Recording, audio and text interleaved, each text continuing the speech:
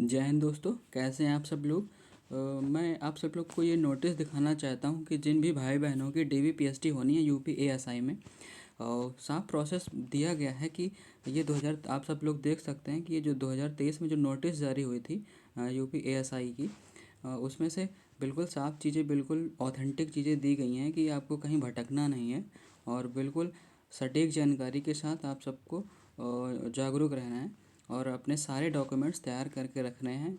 Page number 7 और 8 में ये दिखाया गया है कि डीवीपीएसटी में क्या प्रोसेस है। उसके लिए सारी जानकारी आपको दी गई है। देखिए, हम आगे नीचे ले चल रहे हैं, आपको दिखाते हैं कि क्या है। ये देखिए, आप सब लोग देखिए कि यहाँ पर दिया गया है साफ साफ कि क्या प्रोसेस होगा। यानी कि document verification physical standard test, यानी डीवीपीएसटी में क्या क्या होगा।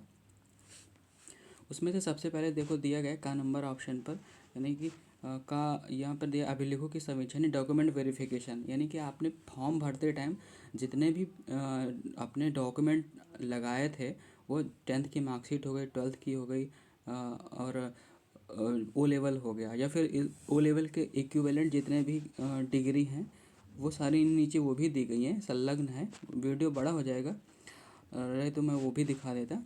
तो आप देख सकते हो यहाँ पर डॉक्यूमेंट वेरिफिकेशन में साफ दिया गया है कि आपको सारे डॉक्यूमेंट ले जाना है और वहाँ पर प्रस्तुत करना है, जो भी आपने फॉर्म फिल करते टाइम वहाँ पर लगाए थे। आपकी कास्ट हो गई या फिर निवास हो गया, आधार हो गया, ये सारी आपको ले जानी है। और बात करते हैं पीएसटी में, यानी कि फिजिकल स्टैंडर्ड टेस्ट में क्या होगा। और इसमें से हाइट वगैरह में जैसे सबसे पहले दिया गया पुरुष अभ्यर्थियों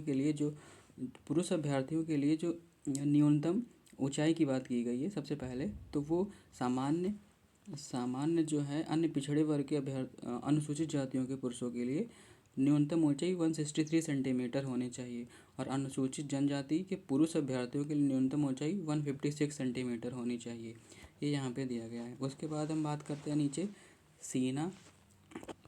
तो जो सामान्य और पिछड़े वर्ग के जो और अनुसूचित जातियों के जो अभ्यर्थी हैं, उनके लिए सीने की माप जो है वो 77 सेंटीमीटर बिना फुलाए और कम से कम 82 सेंटीमीटर फुलाने पर, यानी कि 5 सेंटीमीटर मतलब सीना फुलाना अनिवार्य है।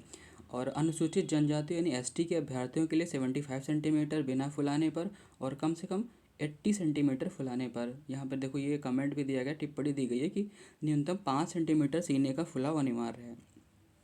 उसके बाद पैरा 2 पे आपको दिखाया गया है कि यानी कि महिला अभ्यर्थियों के लिए न्यूनतम शारीरिक मानक। महिलाओं के लिए ऊंचाई कम है सामान्य, यानी कि यहाँ पे देखो दिया गया है कि जो सामान्य अन्य पिछड़े वर्ग तथा अनुसूचित जातियों की महिला अभ्यर्थियों के लिए न्यूनतम ऊंचाई 150 सेंटीमीटर, काफ़ी कम है पुरुषों से। और वैसे ऑब्वियस सी बात होती भी कम है। और जो एसटी की जो महिला अभ्यर्थी हैं उनके लिए बहुत ही कम है, 145 सेंटीमीटर होनी चाहिए। और ख़ास बात, महिलाओं का वज़न जो है वो न्यूनतम 40 केजी होना चाहिए। और अगर थोड़ा बहुत कम भी है तो आप थोड़ा सा कपड़े वगैरह, ठंडी का टाइम है तो आप थोड़ा सा और पहन के आइएगा, जिससे वज़न करते टाइम आपको थोड़ा सा मैनेज हो जाए, अगर जिन लोगों का वेट कम है तो ये है। फिर इस यहाँ पे देखिए नीचे दिया गया है कि अभिलेखों की समीक्षा शारीरिक मानक परीक्षण की विस्तृत प्रक्रिया का निर्धारण बोर्ड द्वारा किया जाएगा और इसे यथासमय बोर्ड की वेबसाइट पर अभ्यर्थियों की सूचना प्रदर्शित किया जाएगा।